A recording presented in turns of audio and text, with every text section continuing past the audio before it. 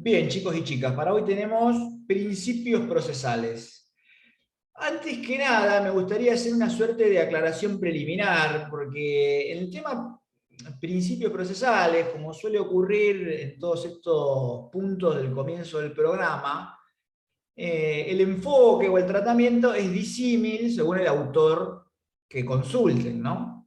Yo en el material le dejé los capítulos pertinente del código comentado de Morelo. Ustedes saben que Mario Augusto Morelo es un autor, incluso lo nombramos en la clase anterior, es un profesor platense, un poco la insignia de la Escuela de La Plata, no porque sea de La Plata, sino porque es uno de los reductos más importantes del país y diría de nivel internacional en lo que tiene que ver con el derecho procesal. No por nada, ¿no? Es porque hace una consideración bastante exhaustiva y en clave de tutela judicial continua y efectiva. Entonces, como tiene un enfoque de derecho humano y moderno, es que nosotros les compartimos ese material. Son los capítulos que hablan de principios procesales y de la instrumentalidad de las formas. Son dos capítulos del Código Procesal comentado de Mario Morelo, Berizonce y Sosa, son los autores.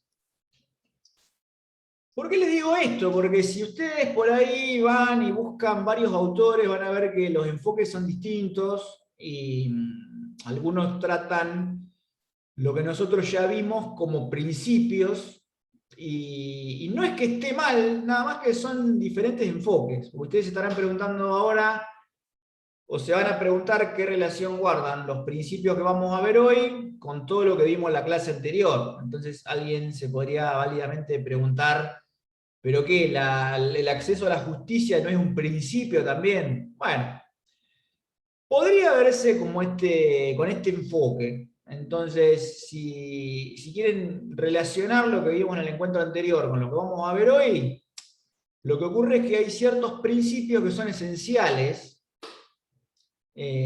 al punto tal que si no existieran no habría proceso, ni siquiera habría proceso. Y después hay otros principios que le llaman reguladores. Esta distinción la hace Barberio, un procesalista.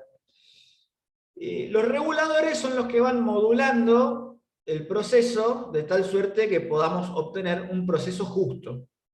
Entonces, lo que nosotros vimos en el encuentro anterior es lo que algunos autores llaman principios esenciales y se identifican con la noción de debido proceso. En lo personal, a los efectos didácticos y expositivos, a mí me gusta ver a los que llaman principios esenciales como una garantía, que es la del debido proceso. Ustedes ya saben esto de constitucional e introducción al derecho, que hay ciertos derechos que son declarados o reconocidos por la Carta Magna, y a su vez, en paralelo, se otorgan garantías, ¿no? Por eso es que nuestra Constitución habla de declaraciones, derechos y garantías. Entonces, el debido proceso y todos sus subprincipios, nosotros ya vimos, esos son lo que otros autores llaman principios esenciales. Se identifican con la noción de debido proceso y en lo personal a mí me gusta más verlo como una garantía. Pero si ustedes me preguntan, ¿son principios? Y también son principios, nada más que le cambiamos el enfoque. Repasemos un poco, nosotros vimos el debido proceso como comprensivo del acceso a la justicia, lo que comprende poder acceder y permanecer, el derecho a ser oído, el derecho a obtener una sentencia en tiempo oportuno, y a su vez también poder ejecutarla, ¿no? O sea, eso a muy grandes rasgos es el debido proceso civil.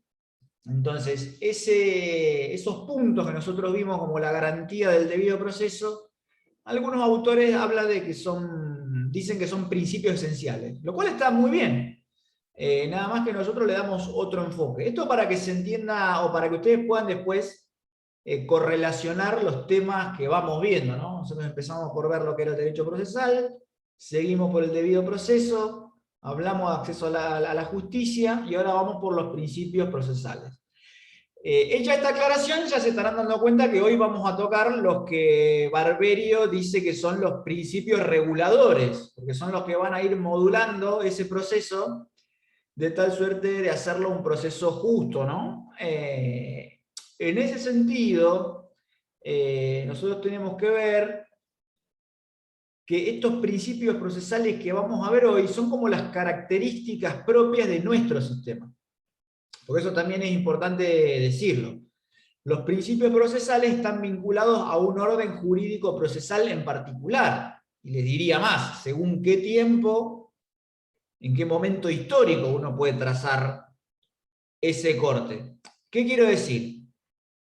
El debido proceso es una garantía de carácter constitucional y convencional. Entonces, más allá de ser garantías fundantes, están íncitas en la noción de la república.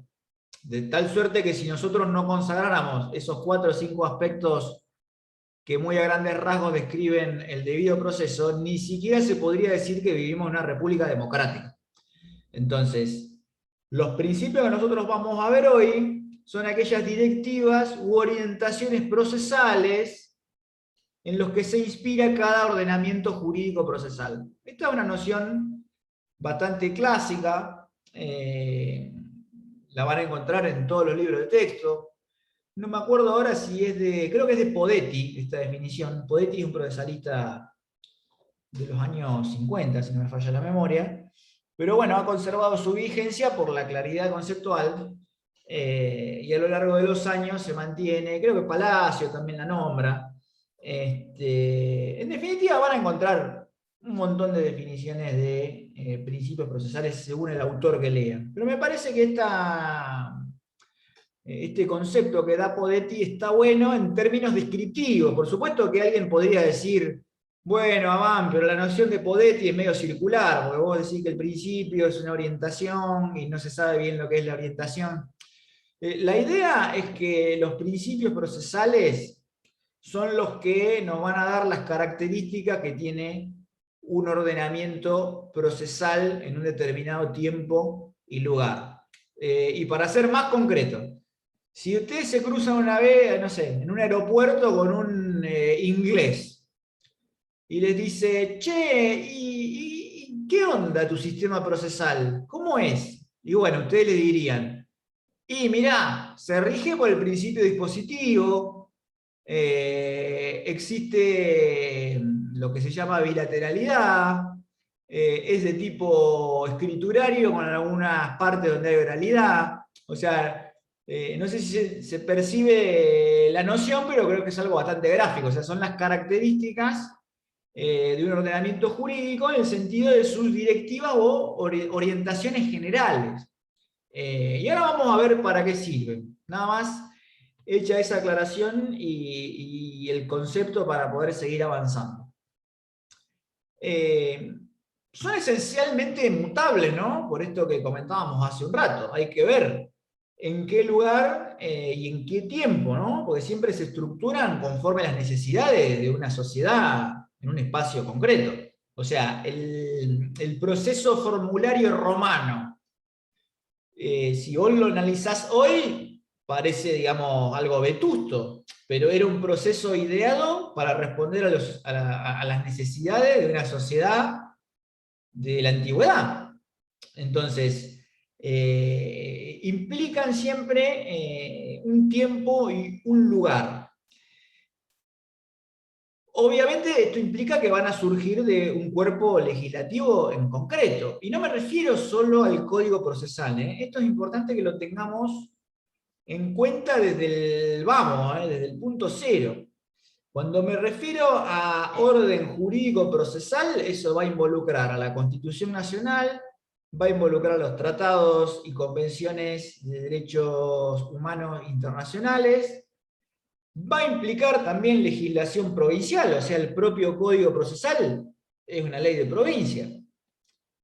Pero también va a estar involucrado el Código Civil y Comercial, que tiene infinidad de normas procesales. De hecho, es uno de los aspectos quizás más polémicos que tiene el Código Civil, la cantidad de normas procesales que tiene. No me voy a meter en el debate de si esto es constitucional o no, porque parece una disputa que ya está zanjada. La verdad es que el Código Civil, para asegurar el imperio de ciertas garantías mínimas a todos los habitantes, establece normas procesales en una norma que, en un código que en principio es de derecho de fondo, ¿no? De derecho común. Entonces, van a estar involucradas la Constitución, los tratados, el Código Civil, leyes provinciales, dije yo, no dije el código solo, porque ¿qué pasa?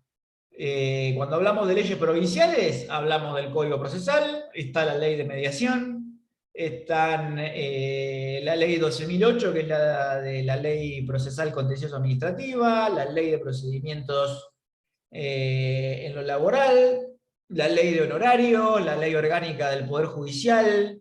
O sea, van a encontrar principios procesales y reflejos de esos principios procesales en todo el ordenamiento. No es solo en el Código Procesal. Esto es pregunta de examen, ¿eh? Si yo les pregunto dónde hay normas procesales y me dicen que solo en el Código, eso no está mal, está pésimo, una respuesta pésima. Porque viene conforme la pirámide kelseniana, ¿no? Esto viene de la norma fundamental y se replica hacia abajo. Ya vamos a ahondar un poco en esta idea. Como les decía hace un momento, guarda relación directa, los principios procesales guardan relación directa con el sistema político. Ustedes imaginarán que los principios procesales no van a ser lo mismo, no sé, en la Rusia de posguerra que hoy en la Argentina. O sea, la relación es directa, tiene que ver con la concepción del Estado y de su rol dentro de la República Democrática moderna, ¿no? Porque no solo República Democrática, sino la República Democrática actual, con un enfoque un poco más de derechos sociales. Pues no es lo mismo nuestra República Democrática que la República Democrática del año 20 del siglo pasado. Eran dos cosas completamente distintas.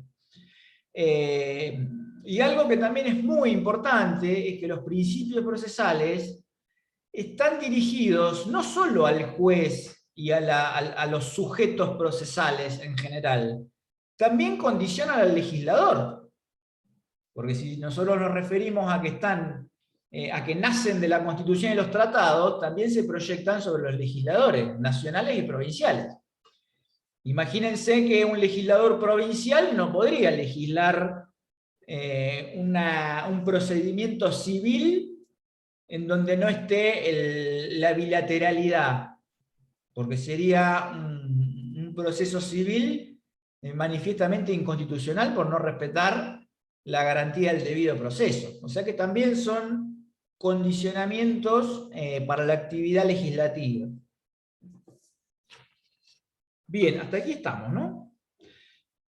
Ahora bien, y antes de entrar a ver cada uno de los principios procesales, ¿por qué es importante este tema de los principios? Porque en realidad uno podría decir, no, los principios no es importante, porque de últimas el código procesal está lleno de reglas para cada caso puntual.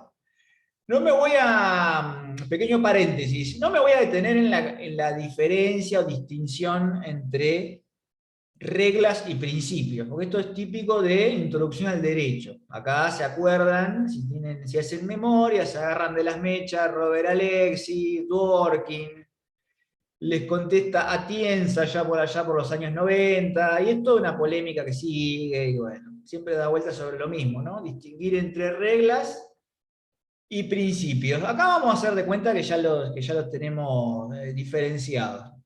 No es que no me vaya a meter en eso de fiaca, ¿no? Es que podríamos estar toda una tarde hablando de la distinción y de los criterios para distinguir entre un principio y una regla. Como eso en realidad es de otra materia, nos vamos a abocar directamente a los principios. Pero bueno, ¿por qué es importante? Alguien podría decir, el código está lleno de reglas, los principios, déjalo. Y de hecho, el código procesal no tiene un capítulo que hable de los principios. Modernamente los proyectos y anteproyectos de reforma sí traen. Yo tampoco quiero opinar de si esto es bueno o no, porque algunos autores dicen que los principios está bueno que estén en normas de rango superior, ¿no? Como la Constitución y los tratados, y no debieran estar en una norma reglamentaria, lo cual me parece una opinión válida. Y otros le contestan a eso que no, que los principios, más allá de estar en la Constitución, debieran estar también en el Código, porque es una manera de constitucionalizar el reglamento de aquellas garantías constitucionales. O sea, hay argumentos para ambas posturas. Nuestro código no trae un capítulo que hable expresamente de los principios, pero fíjense la noción, la trascendencia de esta noción, a punto tal que no solamente ocupa un segmento importante del programa, sino que le vamos a dedicar una clase entera. Si tenemos 12 clases y una la vamos a dedicar entera a principios, es porque es algo importante.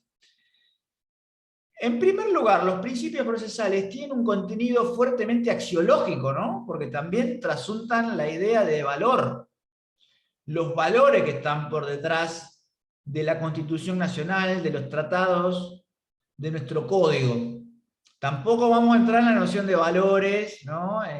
Y la norma, por ser también de otra materia. Pero sí podemos decir que los principios procesales, por lo menos tal como lo tenemos configurado en nuestro ordenamiento, apuntan a una solución justa del conflicto. O sea, no es cualquier solución. Un proceso civil no es cualquier manera de solucionar un conflicto. Y algo de esto decíamos en la clase pasada.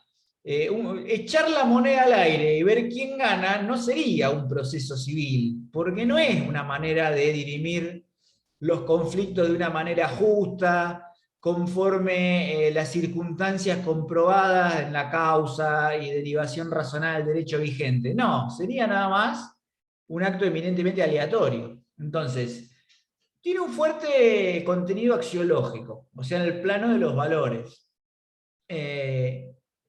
También son importantes porque muchas veces son convalidantes y justifican la creación de nuevas instituciones. Fíjense en cosas que ustedes ya han visto. El amparo no existía antes de los fallos Siri y Cot. Ahora, la jurisprudencia lo construyó a partir de qué? Y de un principio, que es que todo ciudadano tiene derecho a una tutela expedita y urgente cuando hay una violación arbitraria, ilegal, manifiesta, todo lo que ustedes ya saben del amparo. Entonces se tomaron el habeas corpus, lo acomodaron un poco y salió el amparo. Como ejemplo de lo que es convalidar una nueva institución. Después, los principios, cuando están en la Constitución Nacional, son de aplicación directa. O sea, no, ustedes ya saben, también lo han visto en Constitucional, el fallo de Metián y eso. No me voy a explayar mucho sobre eso, porque ustedes saben que los derechos son operativos de manera directa. Sin perjuicio de que algunos tienen más programaticidad que otros, sobre todo cuando requieren alguna condición susceptible de ser reglamentada, pero en líneas generales son de aplicación directa. Entonces, con los principios ocurre algo similar. La bilateralidad, aunque no estuviera en el Código Procesal, sería operativa de manera directa por derivación del artículo 18 de la Constitución. Y finalmente, estos principios procesales son los que permiten, a partir de esos valores a los cuales hacíamos referencia, construir también respuestas procedimentales que sean efectivas. Y piensen, por ejemplo, en lo que ha ocurrido con los procesos colectivos en la Argentina. Y un poco creo que lo mencionamos en el encuentro anterior. Están en la Constitución, en 2 artículos, y después no hay más nada. Está bien, la Ley General del Ambiente tiene alguna que otra previsión, lo mismo que la Ley de Defensa de los Consumidores y Usuarios. Hay algo en la Ley de Amparo Bonaerense, pero son artículos perdidos, no hay una reglamentación orgánica de los procesos colectivos. Ahora bien, esa cuasi reglamentación la hizo la Corte de Nación a partir del fallo Alavi y de las diversas acordadas que han ido modulando los procesos colectivos. Pero fíjense cómo a partir de un principio que es el acceso a la justicia en clave colectiva y todo lo que se deriva a partir de eso, se logra armar desde cero un procedimiento de respuesta efectiva, digamos, tiene la vocación de ser efectiva, después hay que ver si lo logra, de la nada, de cero directamente. Pero bueno, esta es la respuesta a por qué son importantes. O sea, se pueden decir obviamente muchas cosas más, ¿no? Pero digamos que lo esencial pasa por ahí. Ahora se estarán preguntando ¿para qué sirven? O sea, Avan ya me dijo qué son y para qué importa estudiar esto. Pero ¿para qué, en definitiva, para qué sirven? Primero, cuando nosotros analizamos un ordenamiento procesal, nos permite explicar cuál es el alcance o el sentido de un ordenamiento en concreto. Esto es lo que hablábamos hace un segundo cuando hacíamos ese ejercicio mental de conversar con un extranjero, ¿no? Va delineando las características generales y nos permiten explicar cada ordenamiento procesal en concreto. Por ejemplo, si alguien me preguntara, y Guille, ¿cómo es el sistema procesal laboral en la provincia de Buenos Aires? Yo diría, y bueno, es oral, es de instancia única, el tribunal es colegiado, obviamente el principio de bilateralidad está vigente, hay principio dispositivo también, con algunas modulaciones. Si me preguntaran por el proceso de familia, yo diría que es oral también, en doble instancia. Diría también que el principio dispositivo cede lugar ante la obligación que le pone a los jueces y juezas del Código Civil y Comercial de impulsar la causa. O sea, fíjense, cuando hablamos de principios procesales de carácter regulador, como hablaba Barbeiro, ya podemos distinguir según el fuero, porque no es lo mismo familia que civil y comercial.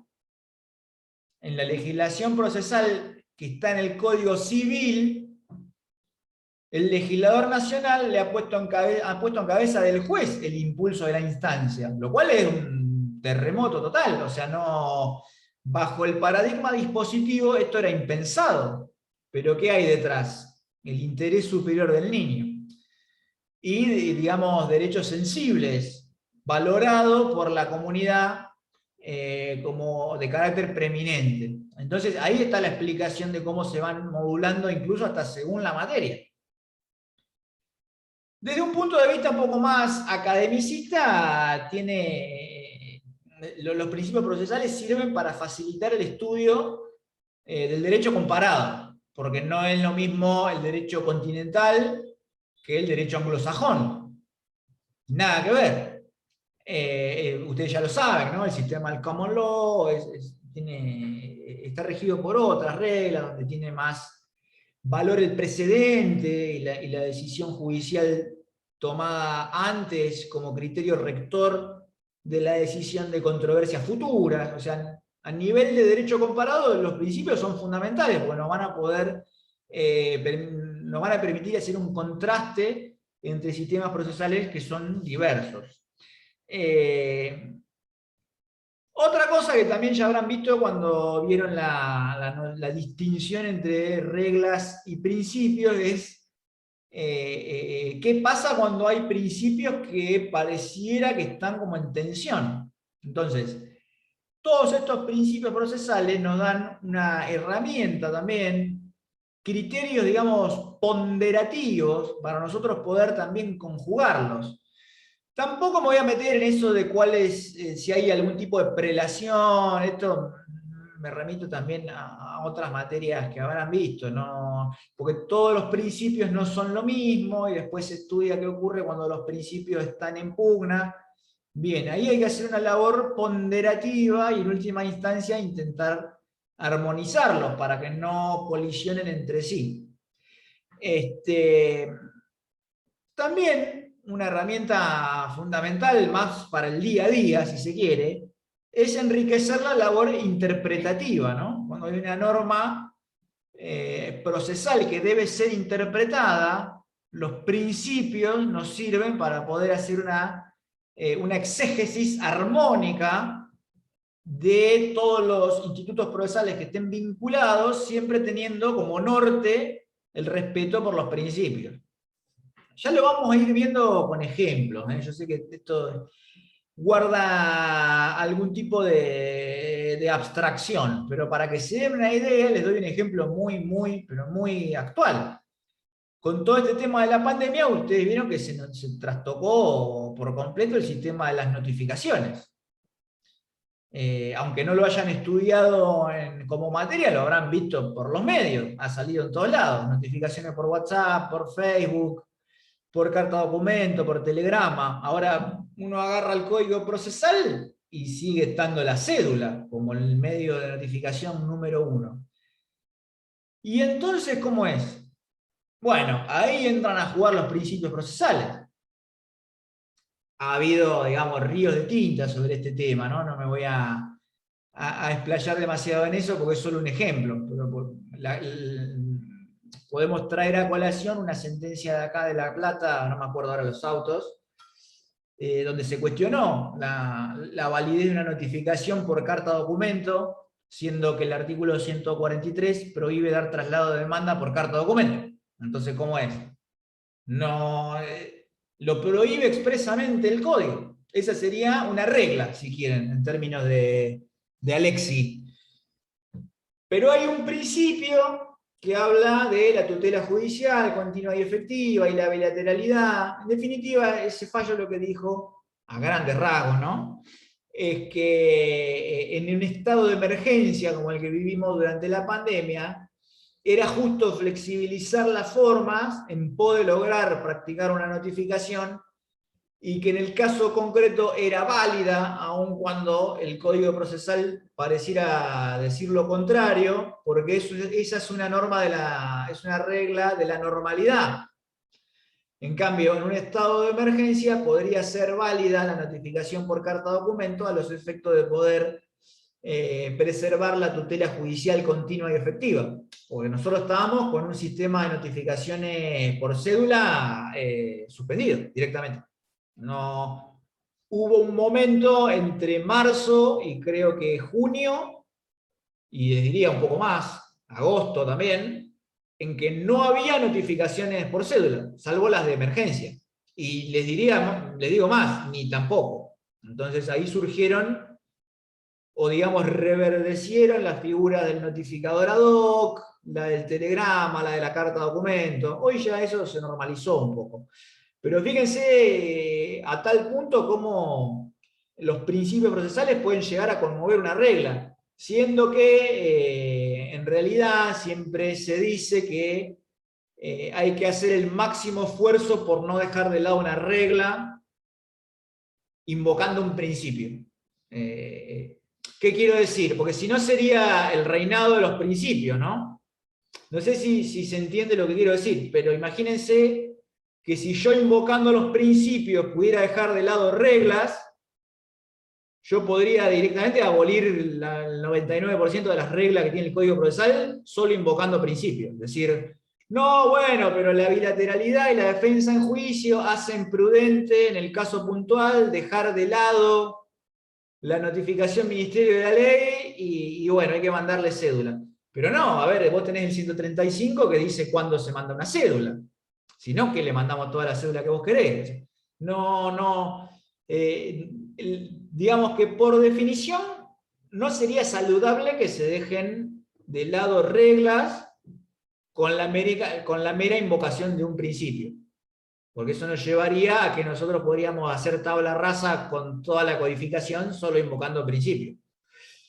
Lo cual ustedes ya saben que esto, si se trataran de principios de reglas consagradas en la Constitución, también sería un problema, porque habría que declarar inconstitucionalidades de parte de la Constitución, lo cual ustedes ya saben que es un verdadero lío, no me voy a meter en eso. Pero digamos, nosotros tenemos un sistema de inconstitucionalidades expresas, declaradas a pedido de parte y con argumentación fundada, o sea, y de carácter restrictivo encima, lo cual no es poco. Así que en ese mar de principios, en realidad, no hay que ponderarlos, hay que conjugarlos, hay que hacerlos prevalecer, digamos, conjugarse en armonía, y a su vez, digamos, las reglas procesales no debieran ser dejadas de lado con la mera invocación de un principio, salvo que sea una regla abiertamente inconstitucional, ¿no? Y finalmente, un poco lo que decíamos al comienzo, al estar los principios procesales, muchos de ellos consagrados en normas de rango constitucional, también tiene una función orientadora para el legislador, ya sea legislador nacional de derecho común o provincial. Y, digamos, se proyectarían también hacia la Suprema Corte en función reglamentaria. Por eso también es importante decirlo. No termina en leyes en la aplicación y consagración de principios procesales. Podrían también estar en acordadas de la Suprema Corte en el marco de su función reglamentaria. Y sin ir más lejos, ustedes fíjense que hay una acordada de notificaciones y presentaciones electrónicas. O sea, si hay alguna aplicación directa del principio de bilateralidad y de defensa en juicio, es las notificaciones procesales. Y hoy por hoy eso está regulado casi, les diría yo, en un 100% por acordada de la Corte. Ya vamos a ver, cuando lleguemos a actos procesales, que poco ha quedado de los artículos 133 y siguientes de nuestro Código Procesal. Pero bueno, no me quiero adelantar. Hasta acá estamos, chicos, como noción y encuadramiento del tema. Un breve repaso. Tenemos principios que son esenciales, principios que son reguladores. Los esenciales se identifican con la noción de debido proceso. Está bueno verlos más como una garantía, más allá de que también son principios. Tenemos principios reguladores, que son los que modulan al proceso justo. Y en ese sentido, o en ese entendimiento, podríamos decir que son las directivas u orientaciones generales que inspira cada ordenamiento jurídico y que nos sirven para poder crear normas donde no las hay, o sea, integrar lagunas, nos sirven para interpretar las que ya tenemos, nos sirven como criterio ponderativo para armonizar los principios y hacerlos valer en conjunto con las reglas, explicar el sentido y el alcance de un determinado ordenamiento procesal o de un determinado sistema, subsistema dentro del sistema general de derecho procesal. Ya vamos a ver que hay muchos subsistemas adentro del sistema enorme, ¿no? Para que entiendan más o menos lo que quiero decir. Todo lo que es el sistema que tiene que ver con la magistratura es un subsistema dentro del ordenamiento procesal.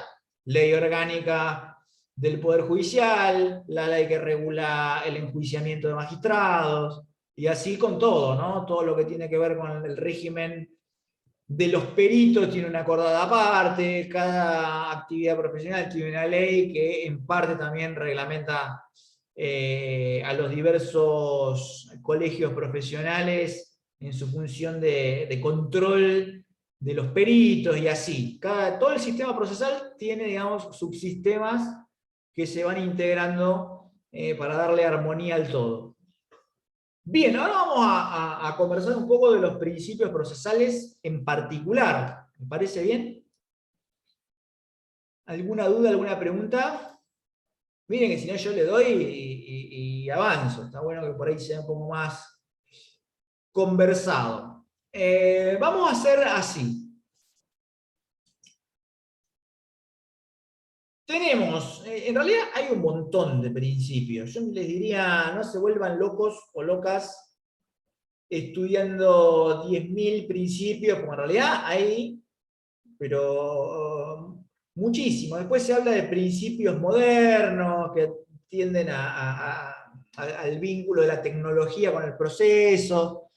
Hay principios que son propios de los procesos colectivos. No entren en una suerte de pánico o de caos al estudio de los principios procesales. Como todo en esta materia, o digamos como técnica de estudio, vamos a empezar por lo más importante, y siempre vamos de regla a excepción. Solamente cuando alguien domina, digamos, lo que es más trascendente, puede a partir de ahí ir construyendo excepciones al principio general. Así que no se compliquen por demás. Ahí en los 2 capítulos de Morelo que yo les dejé, van a encontrar una buena guía de estudio de los principios procesales.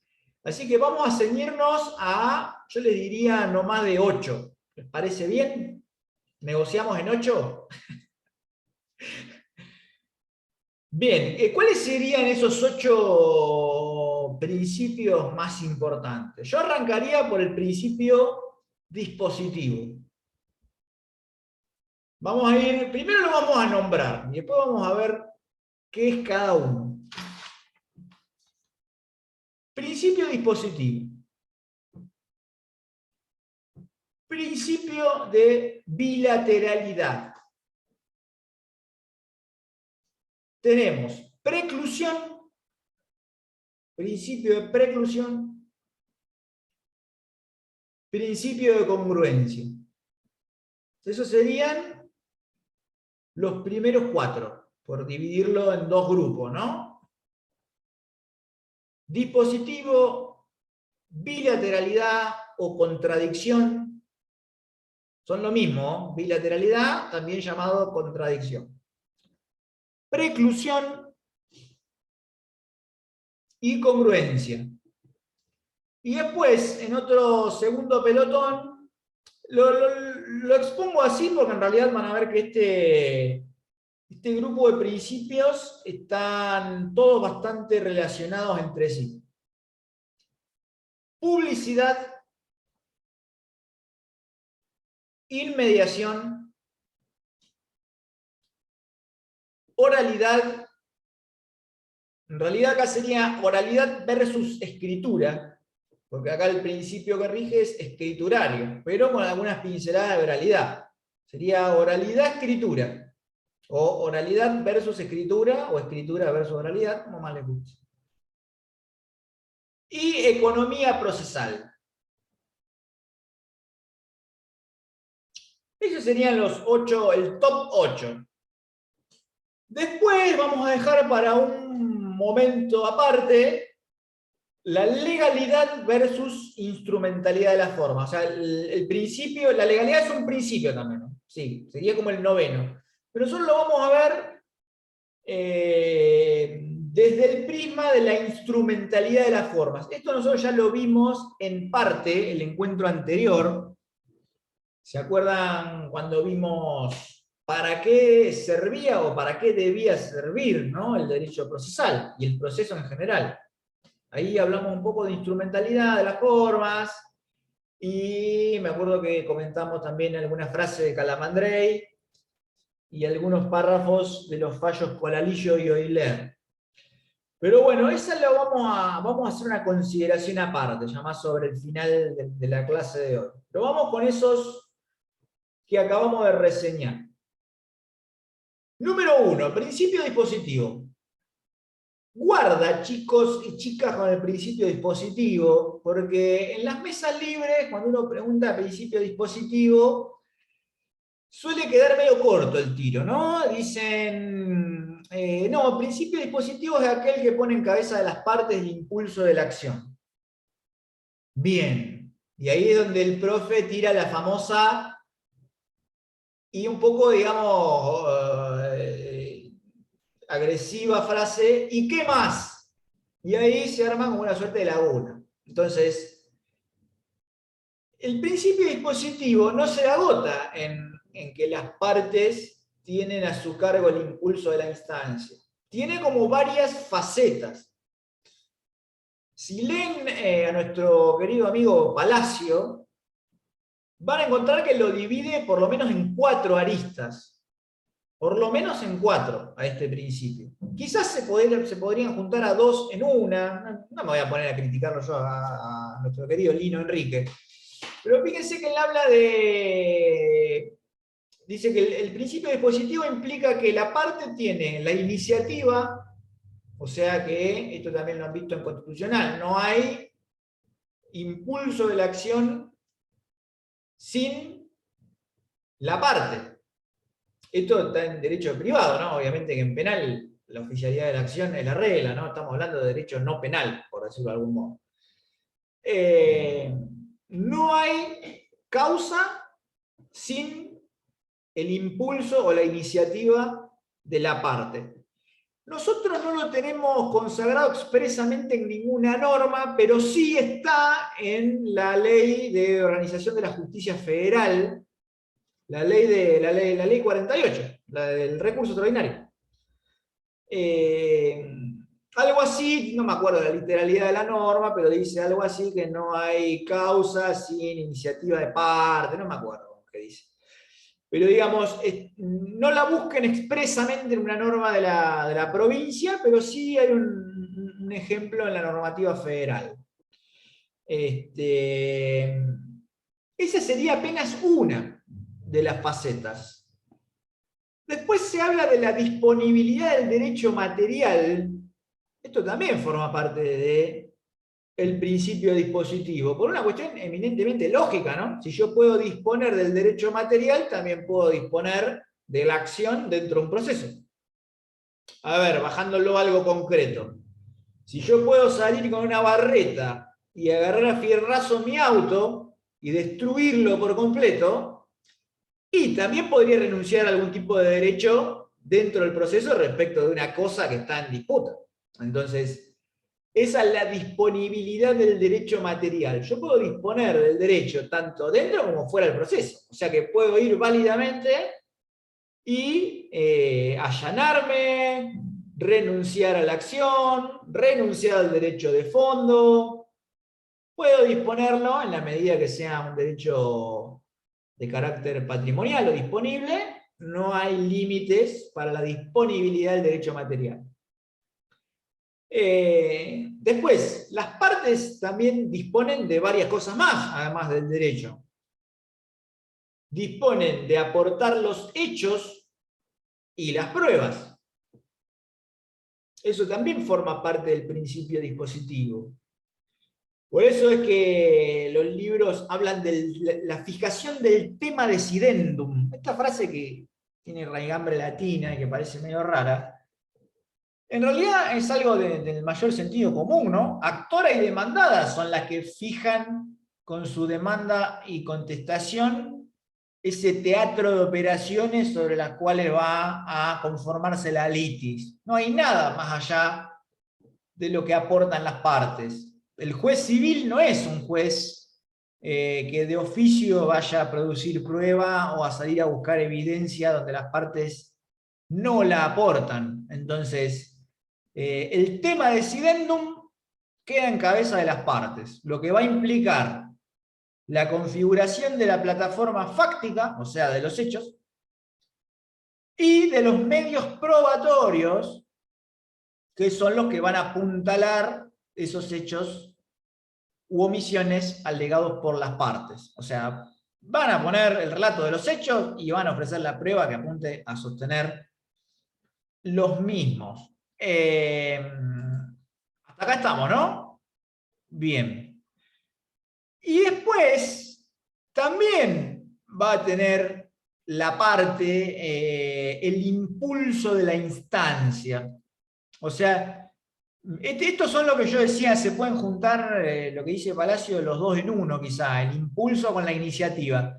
Pero, o sea, técnicamente no está mal, porque no es lo mismo. Una cosa es iniciar un juicio y la otra es el impulso de la instancia, con todas las consecuencias y connotaciones que se estén imaginando, porque no solamente hablamos de la instancia, cuando hablamos de instancia, no solo estamos hablando de primera instancia, puede ser la instancia recursiva o la instancia extraordinaria. Entonces, todo ese estímulo está en cabeza de las partes. O sea, si vos tenés un agravio y no interpones un recurso, nadie lo va a hacer por vos. Fíjense que en realidad lo que hace Palacio está técnicamente perfecto, ¿no? Porque la iniciativa, digamos, podría estar en cabeza solo del actor, por decirlo de algún modo.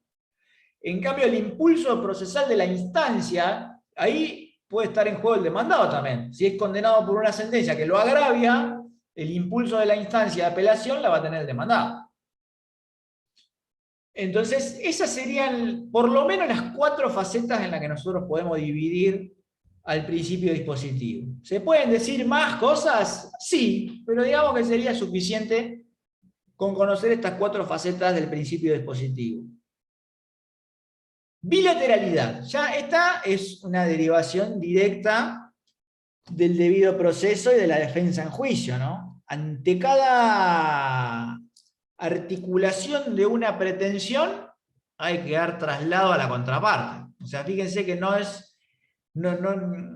estamos hablando solo de demanda y de contestación. Esto incluye la noción de procesos incidentales también. Ya vamos a ver lo que es un incidente. Pero digamos, ante toda petición que pueda llegar a afectar los derechos de la otra parte, eso debe resolverse siempre mediante un traslado. El traslado es básicamente la oportunidad de poder decir algo respecto de lo que está peticionando nuestro adversario. O sea, no se toma una decisión que afecte a alguien en sus derechos sin darle la oportunidad de ser oído. O sea, es una derivación directa de la defensa en juicio. Profe, buenas tardes. ¿Cómo andás, Jor? ¿Todo bien? Muy bien. Tengo una pregunta Dime. respecto de esto del traslado. ¿Es solamente el aviso, comunicar tal cosa, o también el traslado implica por ahí una respuesta por parte de la persona de la que lo comunica? Muy buena pregunta, Jor. Muy buena pregunta. El traslado quiere decir poner en conocimiento. Funciona como si fuera un aviso. A tal punto que la normativa, los proyectos un poco más modernos hablan de avisos más que de traslados. O sea, fíjate que hasta estuvo buena la referencia, no sé si fue casual o no, Jorgelina, pero hasta la palabra me da pie para hacer este comentario. Se deja de lado la noción traslado por considerarla poco amigable con el lenguaje claro, y se habla de avisos. Yo no soy muy partidario de asimilar el traslado al aviso porque no es lo mismo. A veces yo creo que en los proyectos y anteproyectos de ley que pretenden reformar el sistema procesal, no digo que esté mal, lo que ocurre es que todo movimiento histórico es como pendular, ¿no? Bajo un paradigma dialéctico siempre se va como de un extremo al otro. En aras del lenguaje claro, por ahí se omite que en derecho procesal y en el derecho en general, como es una ciencia, tiene una terminología precisa. Terminología precisa quiere decir que toda palabra que vos usás quiere decir algo que es técnicamente es eso y no otra cosa. Entonces, el traslado es poner en conocimiento. A veces va a implicar un aviso, pero a veces no. Nosotros tenemos traslados por ministerio de la ley. Ya vamos a ver esto cuando avancemos sobre notificaciones procesales. Pero hay traslados, uno al principio tiende a pensar que el traslado es siempre por cédula. De lo peticionado, traslado a la parte, notifíquese por cédula. Bueno, no todas las veces. Hay traslados que no son por cédula, que son ministerio de la ley. Ya vamos a ver cuáles, ¿no? Pero bueno, no, ¿a dónde voy con todo esto? Que a veces la noción de aviso no es lo mismo que la de traslado. Y respecto a la segunda parte de tu pregunta, bien, el traslado en realidad no implica tener que contestar. Contestar un traslado sería una carga procesal, no una obligación. Es algo que vos haces porque te conviene. Te van a dar un plazo para que vos te manifiestes, usualmente es de 5 días, porque es el plazo genérico que tiene el código. Momento vencido el cual simplemente no pasa nada, o sea, el juez resuelve con lo que hay, digamos.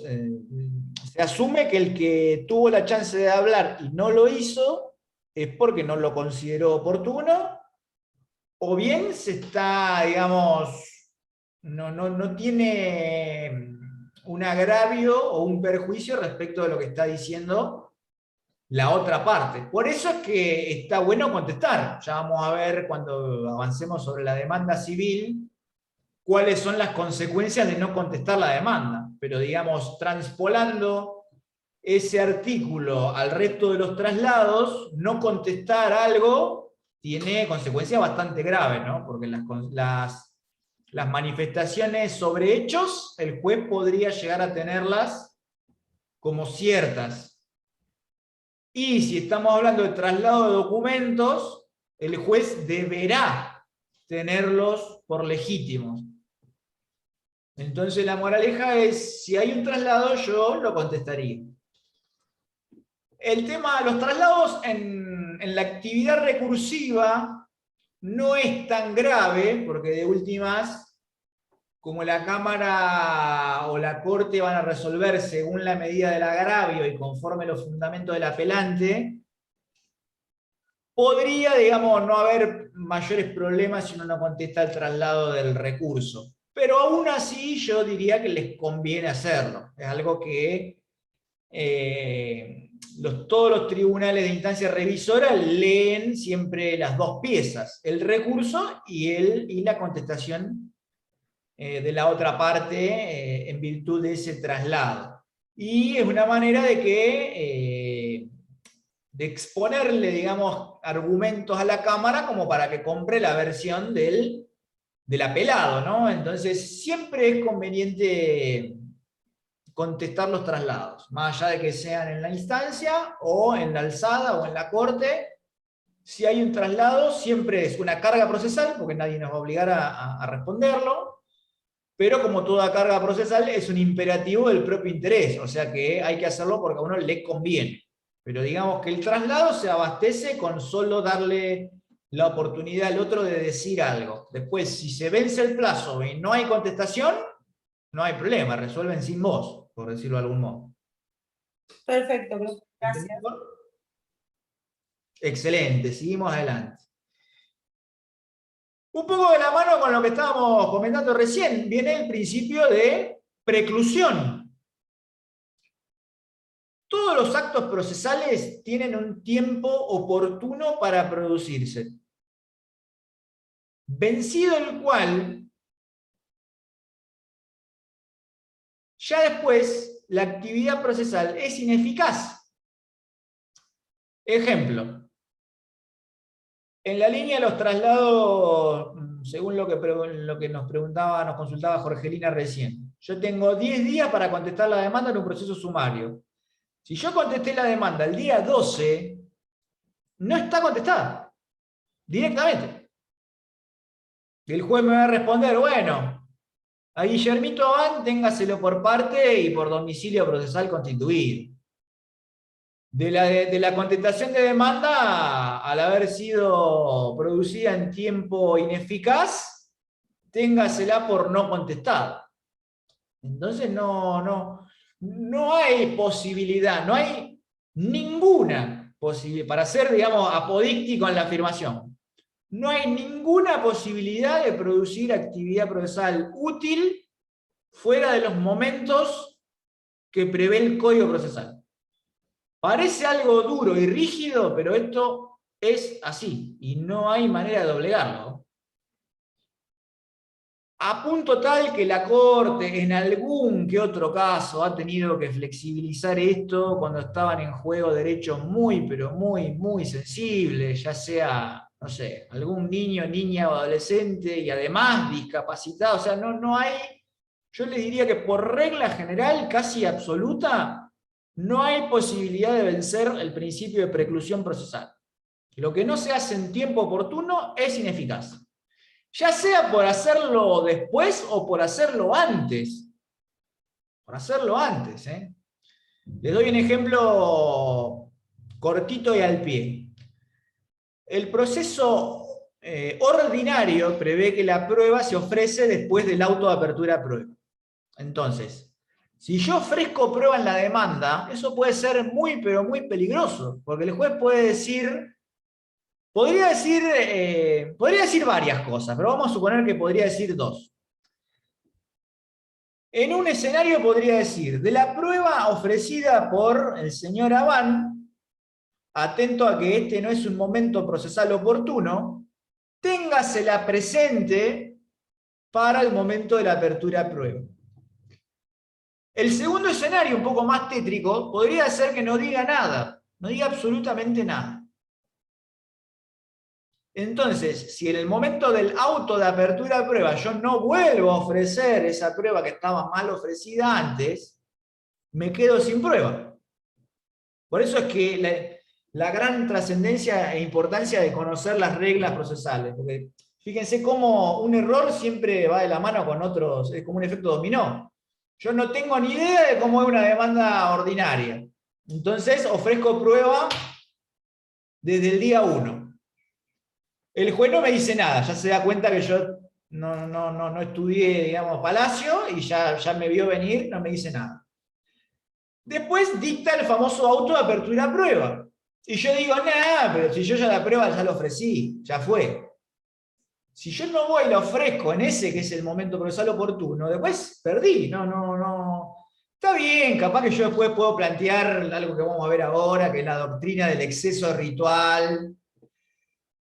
Pero la verdad es que muy probablemente me vaya mal. No. Todos los actos procesales deben producirse en un momento que ya está dispuesto por la norma. De tal suerte que cuando es hecha en momentos diferentes, es ineficaz. Como si nunca se hubiera producido. O sea, ¿qué es eficaz? Y no puede, lo ineficaz no produce ningún efecto. Entonces, es como si no existiera. No es, ojo, no es un acto nulo. Yo no les quiero quemar la cabeza ahora, porque ustedes ya acabo de decir nulo y estarán rememorando Civil 1 y todo el lío que era estudiar la teoría de las nulidades. En procesal es un poco más fácil, ya lo vamos a ver. Pero no es un acto, no es ni nulo ni es inexistente. Es ineficaz, no produce ningún efecto. Yo puedo acompañar una contestación de demanda hermosa el día, no sé, 40 después de notificado. Está ahí de adorno, digamos. Nadie la va a leer y hacen de cuenta que no existe. Está incontesta. Así que bueno, el principio de preclusión ciertamente es uno de los principios fundantes de nuestro ordenamiento. Es totalmente rígido. Sin perjuicio de que hay alguna jurisprudencia que lo ha flexibilizado, pero ya les digo, esto es muy marginal. En general, cuando uno se equivoca de los plazos o llega tarde, por decirlo de algún modo, no te salva nadie, ¿eh? Estás muerto. Bien. Es la pérdida de la acción, Sí. ¿no es cierto? Ay, no te escuché. Es la pérdida de la acción, la preclusión, ¿no? No necesariamente, porque no. En realidad es la pérdida de una facultad procesal. Ahí sería la onda. Ahora, esa facultad procesal, podemos estar hablando de contestar la demanda, de contestar un traslado a un incidente, de contestar un recurso, de las más variadas naturalezas, pero no lo identifiquen con la acción. Preclusión significa que un poco la palabra en medio es gráfica. ¿De dónde viene precluir? Es de cerrar. O sea, vos imaginate, ¿han visto ustedes la película Indiana Jones? Cuando el maestro va con el bolsito y hay una compuerta que viene cerrando y el chabón pasa por abajo, justo. Bueno, imagínense la preclusión como una cortina que se cierra y cuando se cerró, se cerró. Durante la vigencia de un plazo, uno puede ejercer esas facultades procesales. Ahora, cuando el plazo está vencido, la facultad procesal se extinguió. Y es irreversible. No va de la mano con la acción. Yo diría que no. Salvo que justo ese plazo te haga perder la acción. Pero sería, digamos, algo muy puntual. Yo no me quiero adelantar mucho porque no les quiero quemar el coco con cosas que vienen más adelante. Pero si justo vos estuvieras, vamos a suponer que el juez te intima a producir actividad procesal útil bajo apercibimiento de declarar la caducidad de instancia. Entonces, para eso vos tenés 5 días. Te dormiste, porque te olvidaste, te fuiste, no sé, a la costa de vacaciones, se te pasó el plazo. Vos te presentás o no, lo dejaste pasar y el juez te dice, bueno, atento a que no hubo actividad procesal útil, intimada que fuera la doctora Colato, vamos a declarar la caducidad de la instancia. Si justo ese derecho que vos estás ejerciendo a través de tu acción se encontrare prescripto, ustedes saben que conforme al Código Civil y Comercial, si te declaran la caducidad de la instancia, se hace de cuenta que vos nunca iniciaste la demanda. Entonces, si por caducidad de instancia el derecho de fondo está prescripto, va a implicar también la muerte de la acción. Pero sería en ese supuesto. O que fuera la sentencia definitiva y bueno, la apelaste también, o sea, te quedás sin la acción, pero porque por una cuestión de consunción jurídica. O sea, se consume jurídicamente la acción con la sentencia definitiva. Pero serían en esos casos. No identifique la muerte de la acción con la preclusión. Yo lo relacionaría con el tiempo oportuno para ejercer facultades procesales. Perfecto. Facultades o cargas, como vos quieras, o derechos procesales, como vos quieras verlo, pero digamos que vos tenés la chance o la oportunidad de hacer algo en un tiempo que está establecido por el código. Vencido el cual, si no lo hiciste, ya fue, como dirían en el barrio. Por eso que usan el término preclusión, o sea, precluir viene de cerrar. Una vez que precluyó, la puerta se cerró y no se abre más. Podés seguir ejerciendo otras facultades. Volvamos al ejemplo de la contestación de demanda. Se te venció el plazo para contestar demanda. O sea, ese derecho o facultad procesal precluye. Ahora vos seguís teniendo derecho a ejercer otras actividades procesales, como por ejemplo participar de actividad probatoria de la contraparte, o sea que podrías ir a una audiencia de testigos, preguntar, oponerte a ciertas preguntas, podrías ir a una audiencia de práctica pericial y observar y después cuestionar el dictamen pericial, podrías interponer recursos, o sea, podrías hacer un montón de cosas, sin perjuicio de que no contestaste demanda, te quedó incontesta. Te digo más, hasta podrías llegar a ganar el juicio, aún no contestando la demanda. Si vos lográs que el otro incurra en caducidad de la instancia, capaz que hasta ganás el juicio, sin contestar demanda. Por eso siempre me gusta decir que el derecho procesal, no sé si es la materia más importante de la carrera, pero es la única que te va a permitir ganar un juicio aún sin tener razón. Porque Yo creo que sí. todas esas vicisitudes que tiene el proceso te permiten ir sacando punto de a poco, ¿no? Como si fuera un campeonato. O sea, ningún juicio está ganado desde el día 1. Ni aún si la otra parte no contesta demanda. Todavía hay que ver un montón de cosas. Entonces, aun cuando vos no contestes demanda en tiempo oportuno, igual podés ejercer un sinfín de facultades procesales que hasta te pueden terminar dando los laureles al final del proceso. Igual, chicos, yo les recomendaría que nunca se les vence un plazo para contestar demanda. Por favor, les pido. Después, dentro de los 4 primeros, tenemos el principio de congruencia. En realidad, en este no se compliquen mucho. Congruencia quiere decir que el juez o la jueza tiene que resolver conforme las pretensiones y excepciones que hayan articulado las partes. Ya vamos a ver que el objeto del proceso es la pretensión procesal. Y eso es un poco lo que le marca la cancha al juez o a la jueza. De tal suerte que no puede dar ni de más, ni otra cosa distinta, ni resolver menos cuestiones que las que les proponen las partes. Obviamente que el juez no está obligado a atender absolutamente todos los planteos, porque algunos pueden ser inoficiosos o impertinentes. En la práctica, la verdad, el juez o la jueza te lo dice si es impertinente. Pero digamos que si hay algo que es manifiestamente inconducente, nada más lo deja sin responder, digamos, y avanza, digamos, en la redacción de la sentencia definitiva.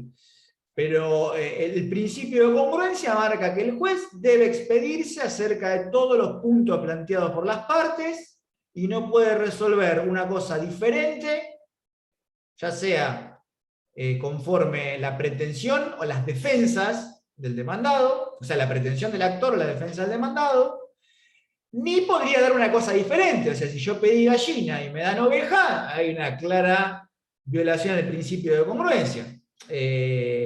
Va por ahí. Fíjense, yo me olvidé de ir dando ejemplos. El buen litigante siempre tiene el código cerca. ¿Eh? Ya el hecho de que me haya tenido que parar implica que estuve mal. Pero fíjense que de todo esto podemos ir dando ejemplos en la norma, ¿no? Si tienen el código cerca, cosa que debieran hacer, no como yo que me tuve que parar, van a encontrar a la altura de los artículos, del artículo 163, fíjense que el inciso 6, o sea, este artículo habla de la sentencia definitiva, de primera instancia. Y el inciso 6 habla de que la sentencia deberá contener la decisión expresa, positiva y precisa de conformidad con las pretensiones deducidas en juicio, calificadas según correspondiere por ley, declarando el derecho de los litigantes y condenando o absolviendo de la demanda y reconvención en su caso en todo o en parte. Principio de congruencia. Sigamos adelante. Publicidad. Bien, por regla, los actos procesales son públicos, chicos y chicas. Son de acceso público. Está bien que si ustedes leen si ustedes leen la reglamentación sobre acceso al expediente, van a encontrar normas sobre esta cuestión en la ley 5177 de ejercicio de la abogacía. Van a encontrar también una acordada sobre préstamo de expediente, que también habla de esto. En líneas generales, esas normas hablan de que el acceso al expediente es para las partes, sus letrados, eventualmente algún auxiliar de la justicia, y estudiantes de derecho en función de investigación. Pero la verdad que este principio de publicidad se ha impuesto un poco por lo que veíamos hoy, ¿no? Los principios, cuando tienen un rango superior a la ley, se terminan imponiendo, de tal suerte que si ustedes se llaman un usuario en la MEP es la mesa de entradas virtual de la Corte, van a tener acceso irrestricto a cualquier expediente en todas sus partes, salvo que estén reservados. Pero digamos, la reserva de actividad procesal es excepcional, ¿no? No, digamos que la regla es que el expediente sea abierto y público. De tal suerte que ahora, obviamente, no, el expediente de papel ya fue, pero hace algunos años, no mucho tampoco, si ustedes iban a una mesa de entrada a pedir un expediente, se lo daban. Y se podían colgar ahí a leerlo sin ningún tipo de problema. Nadie iba a preguntar si eran abogados o abogadas, o si eran parte. No, eran de acceso bastante flexible. Más allá de lo que dice la norma, ¿no? Que en principio están para las partes, sus letrados, auxiliares y estudiantes de derecho. Ahora bien, guarda, porque esto es así en el proceso civil, en el proceso de familia, por ejemplo, no, al revés, consagra la regla inversa. Las actuaciones son reservadas y solo pueden acceder las partes y sus letrados y obviamente los auxiliares y miembros del tribunal, ¿no? Después fíjense que el código, cuando habla de audiencias, ahí sí consagra la publicidad total, digamos, ¿no? Dice que las audiencias son públicas. Fíjense lo paradójico de eso, ¿no? Porque en realidad era difícil que la gente fuera en audiencia. La verdad era algo bastante poco común. No, A ver, si vos ibas a ver una audiencia, nadie te iba a decir que no y te iban a dejar pasar en la medida de las posibilidades. Pero fíjense que es raro que la gente fuera a audiencias, siendo que son públicas, y era mucho más común que la gente viera expedientes, siendo que en principio solo podían hacerlo las partes y sus letrados. Pero bueno, digamos que en la práctica toda la actuación es de carácter abierto. Las audiencias, como se tomaban antes, en forma presencial, también. De hecho, nosotros, cuando se podía ir, íbamos con alumnos y alumnas de la facultad a ver audiencias reales. Íbamos mucho, ¿no? Íbamos varios días a ver los cronogramas de audiencias. Pero bueno, ahora con el nuevo sistema de audiencia virtual, está un poco complicado participar porque uno tendría que tener el enlace. Igual yo creo que esto va a ser algo momentáneo. Creo que con el tiempo vamos a volver a una audiencia predominantemente presencial, por las connotaciones que tiene sobre todo la audiencia de testigos. Pero bueno, va a haber alguna forma híbrida también. No quiero hacer futurología, pero creo que algunas audiencias se van a tomar virtual y otras seguirán siendo presenciales como antes. Sobre todo la de testigos. Pero bueno, no me quiero ir mucho por las ramas. Les decía, estos 4 principios que vienen ahora están medio entrelazados entre sí, ¿no? Porque si yo hablo de publicidad, no puedo evitar hablar de inmediación también. ¿Por qué? Porque el máximo de publicidad se da cuando hay oralidad. O sea, cuando hay gente reunida en audiencias, hablando, intercambiando diálogos. Ese, digamos, es el epígono o la consagración máxima de la publicidad, está en la oralidad. Y para que haya oralidad tendría que haber, o tiene que haber inmediación, que es el contacto de las partes con el juez, o la jueza, o el tribunal, si tienen un término un poco más amplio. O sea, fíjense cómo está todo entrelazado, ¿no? Tenemos el principio de publicidad, consagrado especialmente para las audiencias. Sí, las audiencias son el ejemplo máximo de publicidad por su carácter oral, lo que nos llevaría a conversar sobre inmediación. Este principio de inmediación nosotros lo tenemos en el derecho vigente, lo tenemos atemperado. Porque ¿qué ocurre? Las audiencias, si bien el código tiene previsto audiencias, fíjense que también nuestro código tiene como regla la escritura, el principio escriturario. Por eso vieron que todos estos principios es inevitable hablarlos todos juntos. No encuentro manera de darlos por separado. Nuestro código tiene por regla la escritura. Y por excepción, actos orales, como las audiencias de testigos o de absolución de posiciones. Ahora, bajo el paradigma escriturario, eminentemente escriturario, esas audiencias que uno puede decir, bueno, pero un montón de gente hablando entre sí, se pasaban en un acta, se transcribían en un acta. Por ende, ese acto terminaba, digamos, si bien la fuente era oral, el producto de ese acto procesal era otro escrito, el acta, lo cual hacía que fuera casi todo escriturario.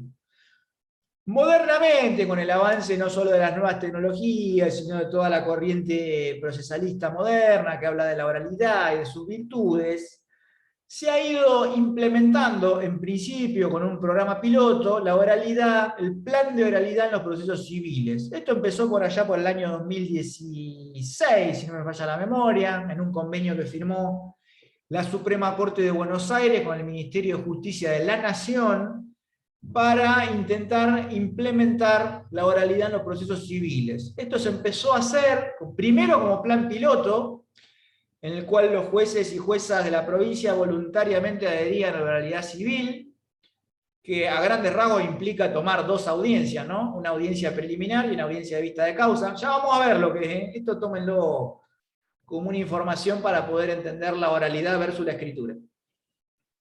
Se empezó a implementar, después a partir del año 2018 y 2019 se hizo la generalización en el plan de oralidad, ya con más de 100 y pico de jueces y juezas en toda la provincia, adheridos al plan.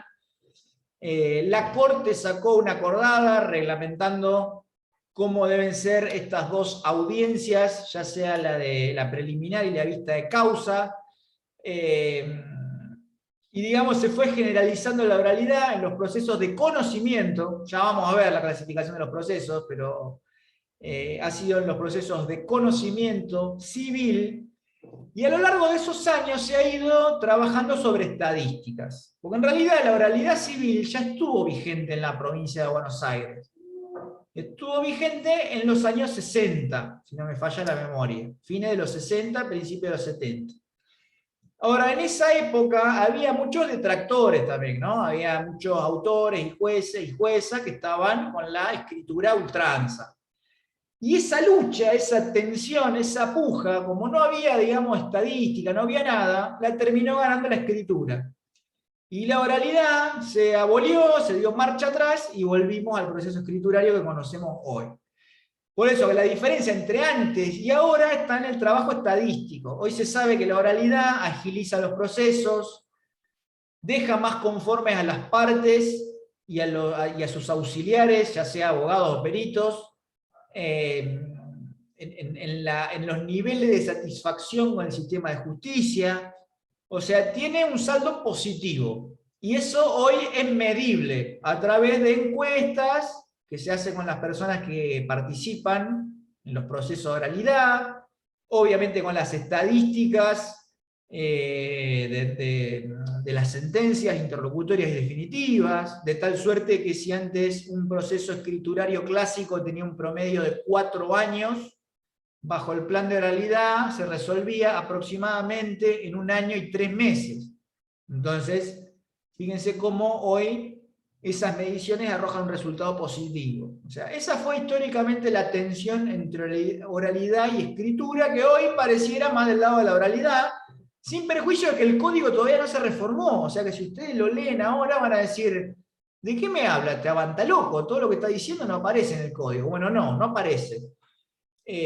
Todo es parte de acuerdos entre el Ministerio de Justicia y la Corte, y está reglamentado a través de acordadas que vamos a ir viendo más adelante. Lo vamos a ver más adelante.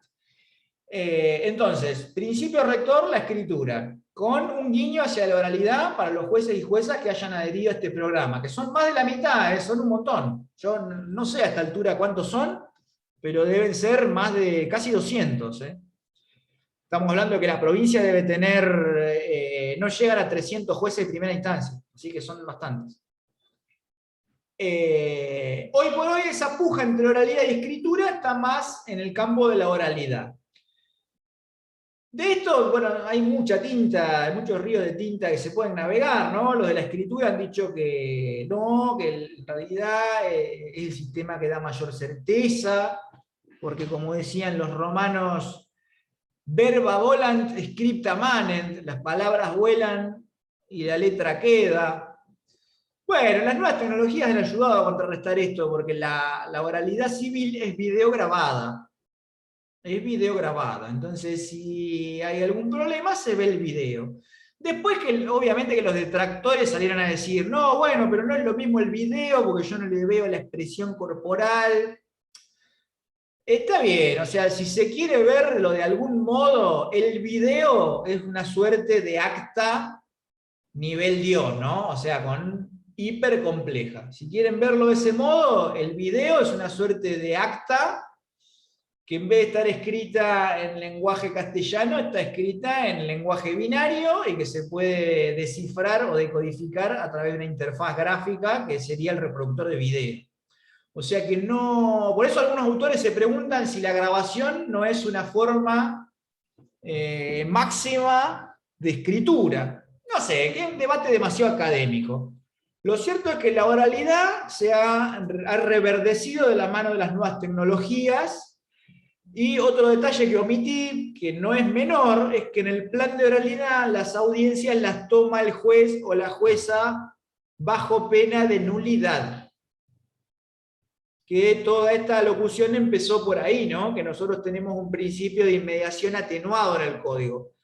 Las audiencias están, porque la verdad es que si uno mira el código, en realidad ya hay un guiño hacia la oralidad. Ya vamos a ver que en el proceso sumario el código habla de audiencia de prueba. O sea, La prueba se rinde en una audiencia, o sea, no es novedoso esto del plan de oralidad. O sea, fíjense cómo los operadores del sistema y la cultura del foro hace que aun cuando el código diga una cosa, todos lo acomodamos para que sea otra.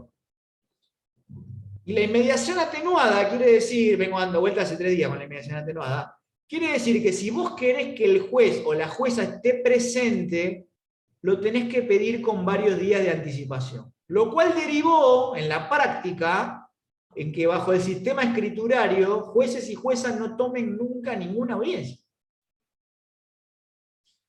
Ahora acá es donde el sistema empieza a hacer ruido, ¿no? Y donde la gente reclama otra cosa, porque yo, a ver, casi que les escucho el pensamiento, chicas, ¿eh? Yo digo, están pensando que si el juez tarda 5 años en dictar sentencia y no toma ninguna audiencia, ¿para qué sirve? Para nada, o sea, andate a tu casa. No, esas son las cosas que un sistema democrático republicano no tolera más.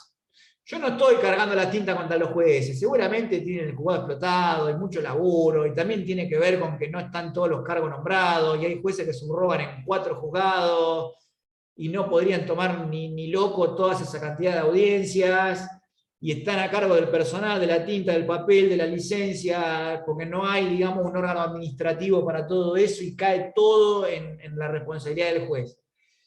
Pero el problema es cómo lo percibe el ciudadano.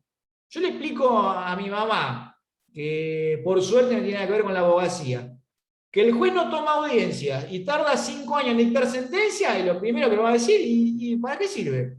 O sea, para cobrar nada más. Bueno, no.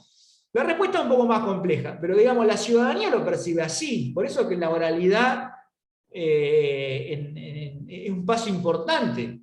Además, fíjense otra cosa, chicas.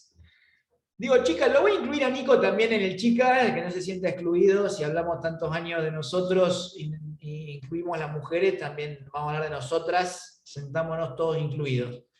Fíjense, chicas, que el derecho a ser oído, del que hablamos la clase anterior, es derecho a ser oído, no derecho a ser leído. O sea, no... Suena re loco que más de 200 años después de la Constitución norteamericana, que fue la primera, en realidad no fue la primera, pero digamos fue la primera constitución de un Estado-nación constituido como tal, de 1776 y sus sucesivas enmiendas, algunas también de más de 200 años, en el 2021 tenemos que ponernos a explicar que el derecho a ser oído es a ser escuchado, no a ser... Profe, Sí.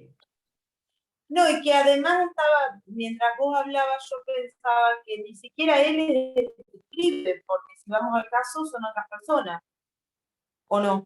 Tal cual, o sea, era derecho a ser leído Pero ni siquiera eventualmente, porque el juez o la jueza tampoco hace la sentencia, o sea, no, yo sé que esto es difícil de enganchar, porque ustedes estarán diciendo, si no hacen, que no hace nada, bueno, no, en realidad es difícil hablar en términos generales, pero digamos que la estructura de un juzgado de primera instancia es jerárquica y escalonada, ¿no? Entonces, las providencias simples son elaboradas en grado de proyecto por algún empleado y después Perdón, controladas por un funcionario, que puede ser el auxiliar letrado o el secretario o la secretaria. Después, las sentencias interlocutorias usualmente ya están en cabeza de algún funcionario o de algún despachante con alguna mayor experiencia. Una vez más, esos proyectos son controlados por el secretario o el auxiliar letrado, si no es el que redacta, ¿no?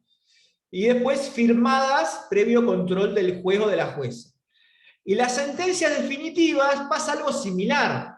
El proyecto, digamos, lo elabora un funcionario y después son controladas y mejoradas o enriquecidas por el juez o la jueza. Eso, digamos, en líneas generales, ¿no? Después, si me está escuchando algún juez o jueza, va a decir, no, bueno, pero yo, las sentencias las hago yo. Está bien, sí, seguro que sí, nadie lo pone en duda. Pero, digamos, ese sería el esquema de trabajo clásico en un juzgado, ¿no? Además, es lógico, porque ustedes imagínense que un juez o jueza puede tener miles y miles de causas, ¿eh? una vez estuve en una charla que la daba un secretario juzgado de Avellaneda, Departamento Judicial Avellaneda. Y él contaba que se mataba de risa cuando Servini de Cubría decía que tenía el juzgado explotado porque tenía 5.000 causas, que él contaba más de 10.000 activas. Entonces, está bien, qué sé yo, no, insisto, este no es un espacio en el que vamos a cargar la tinta contra el Poder Judicial. Cada uno hace su trabajo como puede, lo mejor que puede, con las pocas herramientas que habitualmente te da el Estado, ¿no? Entonces, ese sería un esquema posible dentro de un juzgado. Las sentencias, los proyectos de sentencia los elabora un funcionario o un empleado jerárquicamente, digamos, no de los más bajos, y después el juez controla el proyecto y lo firma. Esa sería la manera de trabajar.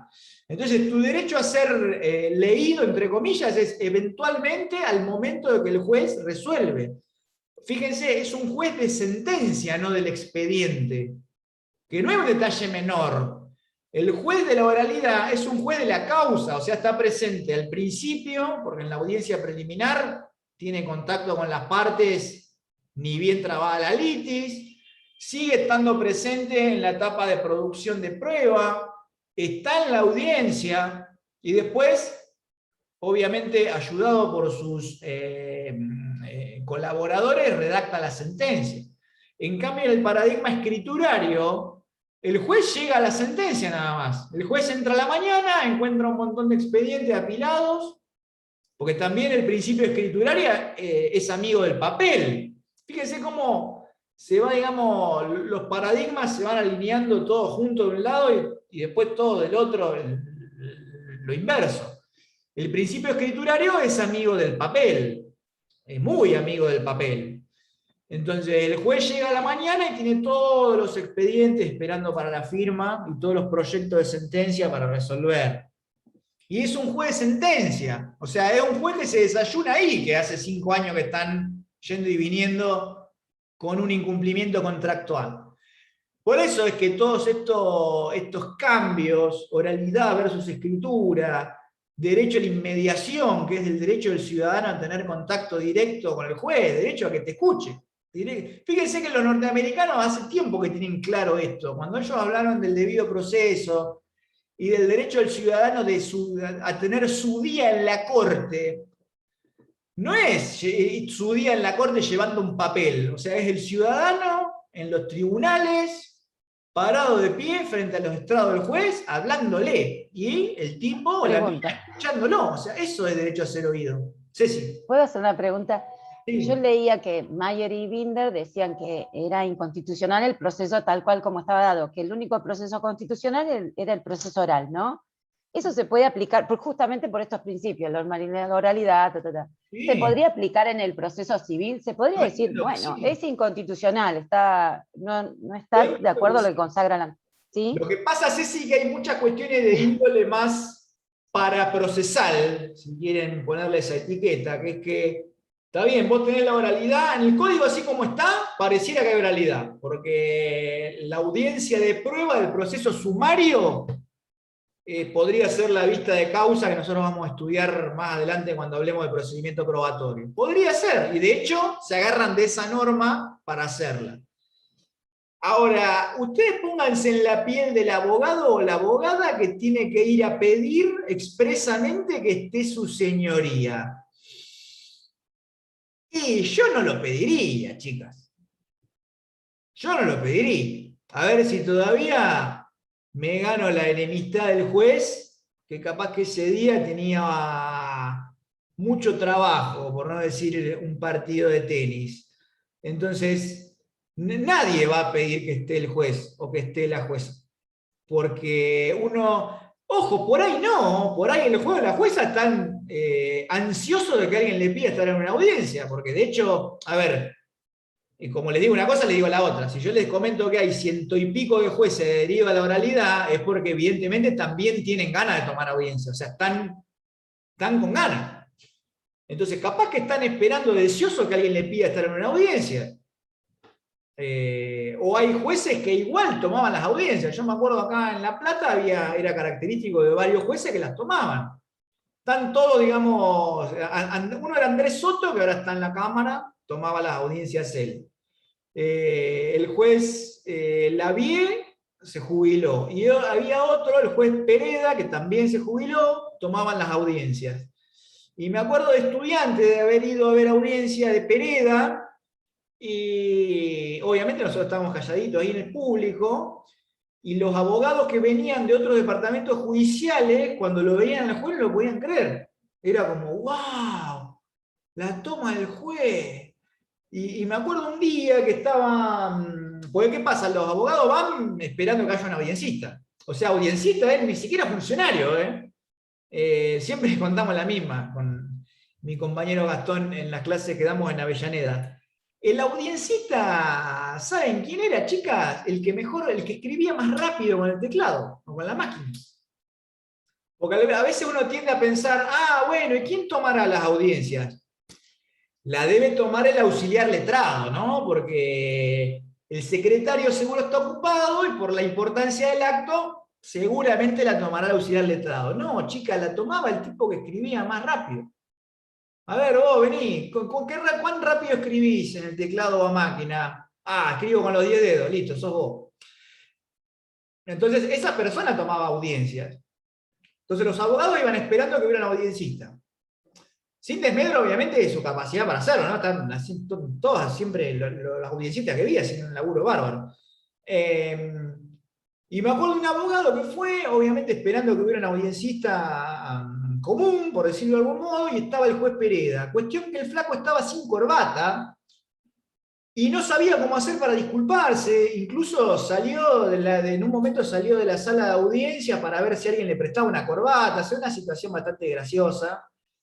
Y obviamente el juez le dijo, no, maestro, o sea, olvídese de la corbata y vamos a ver si está preparado para la audiencia. Cuestión que tampoco estaba muy preparado para la audiencia, lo que puso en evidencia la completa desprolijidad del colega. Pero bueno, siempre fue algo excepcional la presencia del juez. Y bajo el régimen de nuestro código hay que pedirlo. Pero bueno, el plan de generalización de la oralidad en procesos civiles ya dispone la presencia del juez o de la jueza bajo pena de nulidad del acto. Y eso es lo que hace un poco que la gente quiera también estar en la audiencia y participar, y que en definitiva esas audiencias se tomen y no se deleguen.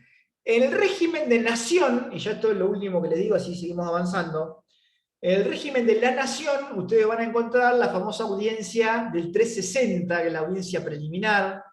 O sea, en nación sí está la audiencia del 13. Les digo así porque en el libro de Palacio van a encontrar la referencia permanente a la audiencia del 360. Bueno, es la audiencia preliminar. Pero ¿qué ha pasado en Nación? En Nación también se distorsionó un poco el sistema. Porque tiene que ver con la cultura, ¿no? del litigio. Fíjense cómo las pautas culturales, si no se cambian, terminan torciendo la voluntad de la norma. Rebobino, en el año 2002 creo que fue, reforma del Código de Nación, le enchufan ahí la audiencia preliminar del 360 para ver si las partes ayudadas por el juez pueden conciliar o no, antes de dar curso a la etapa probatoria. ¿Y qué ocurrió? ¿O qué ocurre? Los jueces van, saludan, hola, buenas, ¿cómo andan?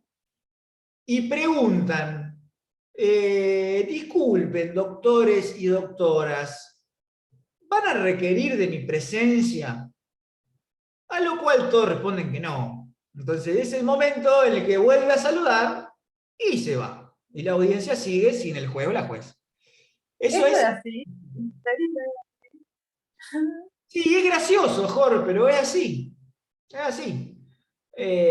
Hablando en términos generales, ¿no? Yo sé que hay un montón de jueces y juezas que las toman. Por ahí si me escucha Caramelo me está diciendo, no, Abán, no generalice que yo la tomo. O el juez Trionfetti ahí de la Cava en el contencioso. Ya hay que ponerse de pie para hablar de esos jueces. Pero la verdad es que también se generaron prácticas distorsivas. Los jueces van a saludar y después se van. Sí, pero estaría bueno que el juez esté, porque además, cuando tenga que resolver, o sea, se allana el mismo el camino, porque cuando tenga que resolver va a tener que hacer lo que no hizo en esa audiencia, ¿o me equivoco? Exactamente, Jorge, exactamente. Exactamente. Sí, sí, ese es de hecho uno de los argumentos más sólidos para la oralidad. El proceso, claro. Bien, hasta aquí lo que tiene que ver con publicidad, inmediación y oralidad versus escritura. De esto vamos a seguir hablando, chicas, porque después cuando hablemos de procedimiento probatorio vamos a explicar en qué consiste la audiencia de vista de causa. Si les da curiosidad, el proceso oral como el que se está tratando de implementar hoy en la provincia es tal cual el proceso de familia. Estamos hablando del artículo 800, a ver, esperen, en el 843 está la audiencia preliminar. Está tal cual, yo esto, por eso cuando alguien se quiere hacer el maestro de la oralidad, la verdad es que esto ya no... el agujero al mate ya se lo descubrieron hace décadas, no es novedoso para nada esto, para nada. La audiencia preliminar, si quieren saber lo que es o cómo es una preliminar, está en el 841 y en el 843. Y si quieren saber cómo es o de qué trata una vista de causa, lo van a encontrar en el 849 y el 850. El civil hacen exactamente lo mismo. Bien, ahora, ¿qué pasa con la legalidad, el principio de legalidad en contraposición con la instrumentalidad de las formas? Nosotros ya vimos que la forma procesal siempre sirve para algo. Es un medio para efectivizar los derechos sustanciales, para hacerlos posibles, viables y realizables dentro del proceso. Chicos y chicas, los derechos se ganan y se pierden adentro del proceso. Digamos, los catálogos de derechos son hermosos, pero si no estamos dotados de una acción procesal para hacerlos efectivos, estamos complicados. Entonces, todas las formas deben servir para poner en práctica derechos de carácter sustancial. Pero ¿qué ocurre? Nosotros tenemos el Código Procesal, que es una norma, que nosotros esto ya lo vimos también, es una norma de derecho público, aun cuando se proyecte sobre relaciones privadas. Es una norma esencialmente de derecho público y de orden público, que no es lo mismo, que es parecido pero no es lo mismo. Es de derecho público y sus normas son de orden público.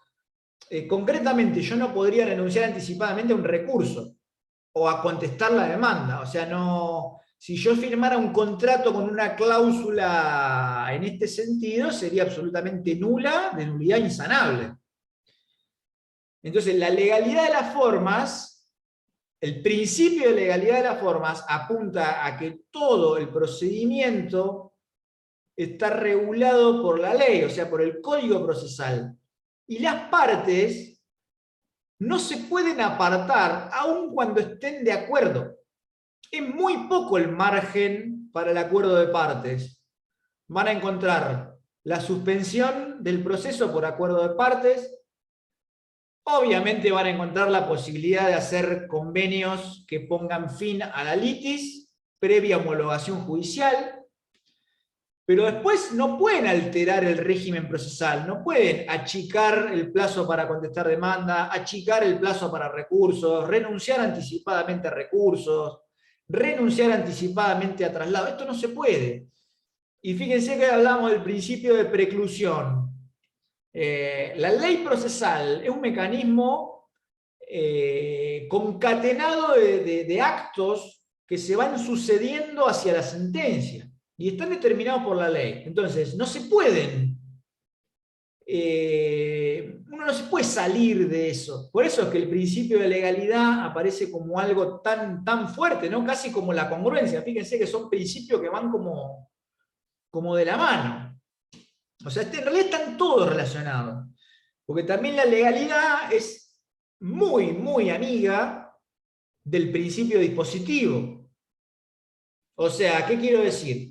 Si yo tengo una forma prevista en la ley que marca que el impulso de la instancia está en cabeza de las partes, correlativamente yo tengo un juez o una jueza que es prácticamente un jarrón. No puede tomar de propia mano el impulso o activar el proceso. O sea, son principios que están como hermanados y son congruentes con una idea. Por eso que decíamos al principio, los principios procesales son una manifestación política. O sea, es toda una declaración política que el código diga, establezca el principio dispositivo a ultranza, como le llaman. Porque va a implicar también un derecho muy rígido desde el punto de vista de la legalidad. Ahora bien, ¿por qué decimos legalidad versus instrumentalidad de la forma? Porque como todas las formas procesales sirven para algo, a veces están en tensión estos dos principios. Muchas veces, si yo sigo al pie de la letra la ley procesal, puedo llegar a violar un derecho sustancial aplicando a ultranza una norma, ya sea el principio dispositivo hasta sus máximas consecuencias, o la legalidad procesal interpretada como un ritualismo. El proceso no es una suerte de ritual donde uno deba pronunciar unos mantras mágicos mientras sostiene un rosario. No, las formas procesales están para poder concretar los derechos sustanciales. Entonces, de la mano de esta tensión que se produce entre los dos principios, la Corte de la Nación ha creado la doctrina del exceso ritual manifiesto.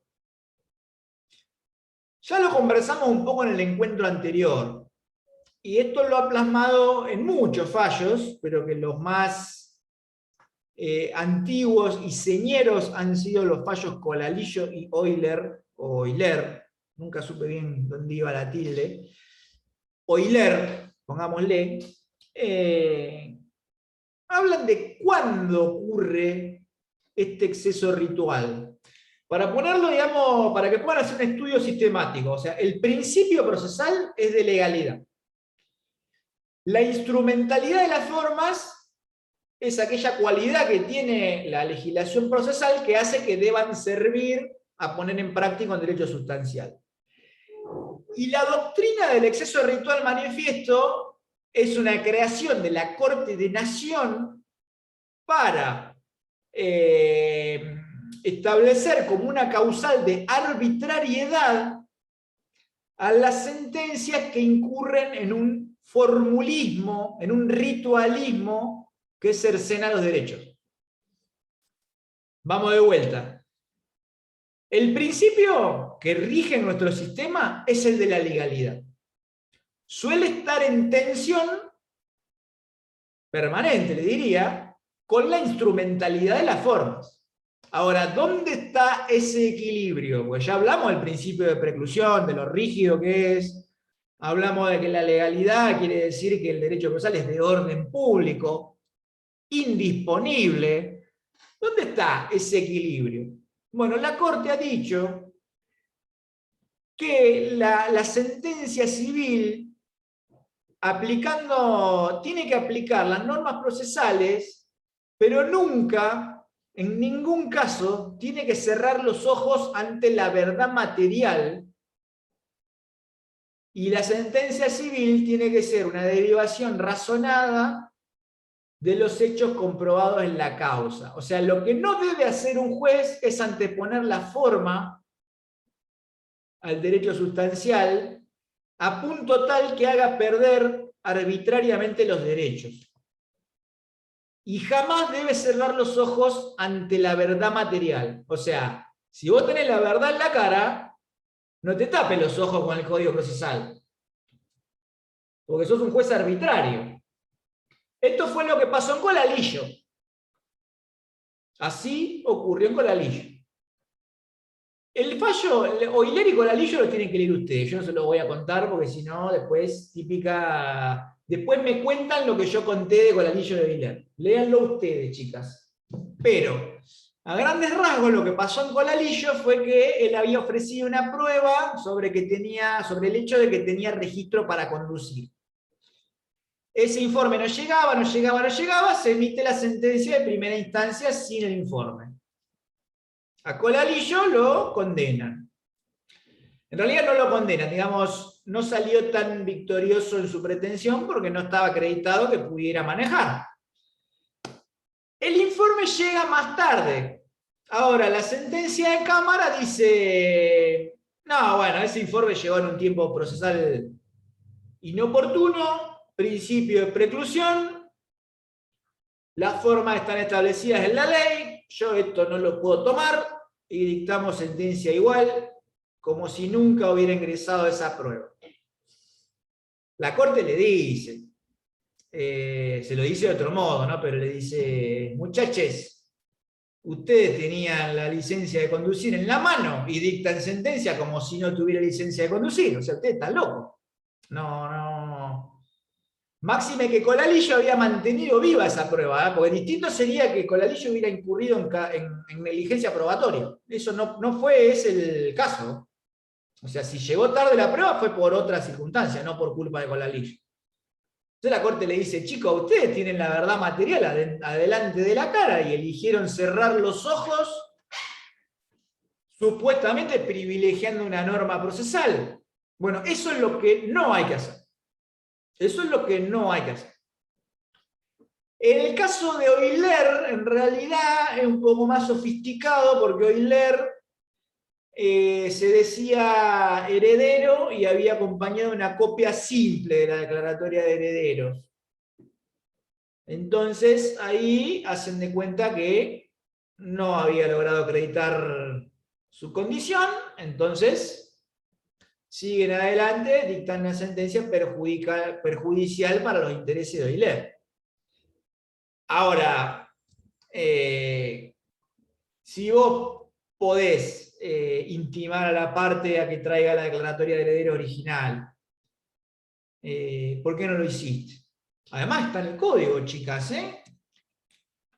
Ese es otro principio que no llegamos a ver, el de saneamiento. Porque no llegamos a ver economía procesal. Yo se los voy a dejar para que ustedes lo lean porque ya estamos en la hora. Pero tiene un poco que ver con esto también, con el principio de saneamiento. O sea, la forma no debe estar por sobre los derechos sustanciales. Y si bien hay que aplicarlos, el equilibrio está en que a mí me tiene que sonar una alerta cuando estoy cerrando los ojos ante la verdad material, y eso redunda en un perjuicio para la parte. Eso la Corte de Nación ha dicho que incurre en el vicio de arbitrariedad. Y esa es la doctrina del exceso ritual manifiesto. Fíjense que incluso es bastante sugerente el nombre que le han puesto, ¿no? Doctrina del exceso ritual manifiesto. O sea que hay un excesivo rigor formal y además es manifiesto, porque después la Corte ha tenido que salir a aclarar en otros fallos los alcances de la doctrina, ¿no? Porque ustedes imagínense que cuando estos fallos salieron, los abogados y abogadas lo interpretaron como una suerte de caballo de Troya a través del cual yo me subo y claro, no, bueno, llegué tarde a contestar un recurso. Exceso ritual, no. Exceso ritual es cuando cerramos los ojos ante la verdad material. No cuando llegó tarde el recurso porque me quedé durmiendo en la playa. Va por ahí. Y encima manifiesto le pusieron. Así que ya nos da la idea que es algo bastante grave. Bueno, tarea... Profe, Jorge. es como que esa doctrina va dirigida a los propios jueces. Perdón si estoy preguntando una palabra, pero no va dirigida a...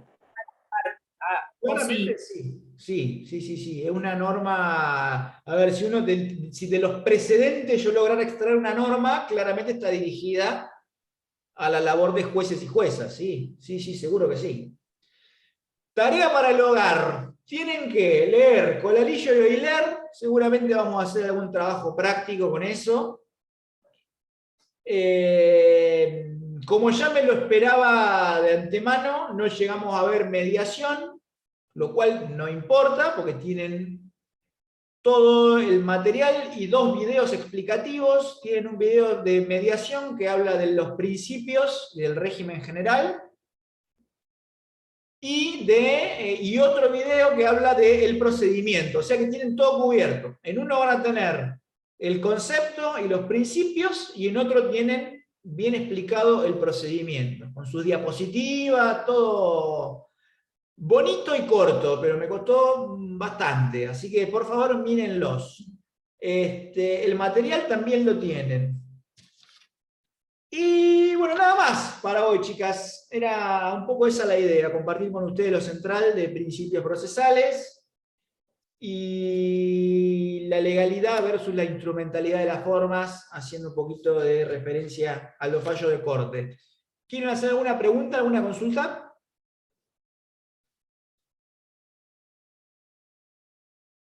No, no, está todo en el Classroom, ¿no es cierto? Yo no he entrado todavía, profe. Está todo en el Classroom. No se duerman, chicas, miren que va ligero esto, va rápido, va rápido. Y mi idea es un poco también ir acompañándolas con trabajos prácticos, y vamos a practicar también esos parciales que les comentaba que vamos a ir desarrollando, lo vamos a ir practicando. Va a ir todo como progresivo, pero por favor no le saquen el ojo encima, porque procesar es un carro al que si te subís tarde perdiste, ¿eh? Es complicado, es mucho, es mucho. Así que vayan viendo. ¿Tenemos fecha de final? No. No, yo No. lo puse ahí tentativamente el 16 de diciembre, pero puede ser antes o algunos días después. Mucho antes no creo, porque vamos a estar desarrollando los temas. Ahora, si ustedes me plantean que necesitan tenerla antes, porque después dan una correlativa antes de fin de año, no hay problema. No hay ningún problema. Lo tomamos los primeros días de diciembre. Eso es totalmente conversable, ¿eh? Es solo tentativo. De última meteremos alguna clase extra un lunes, qué sé yo, no sé, ya tampoco me quedaron muchos espacios para dar más clases, pero no hay problema, no hay problema. Lo vamos modulando. Pero sí, porfa, no se duerman, por favor les pido, empiecen a leer ya. Nico querido, te mando un abrazo, ahí escribió por el chat, y bueno, chicas, nos estamos viendo, yo les subo la clase, ténganme paciencia, por ahí no mañana, pasado o el otro, se la subo al Classroom. Listo, gracias, profe. Les mando un beso grande, cuídense mucho. Gracias. Adiós. Adiós.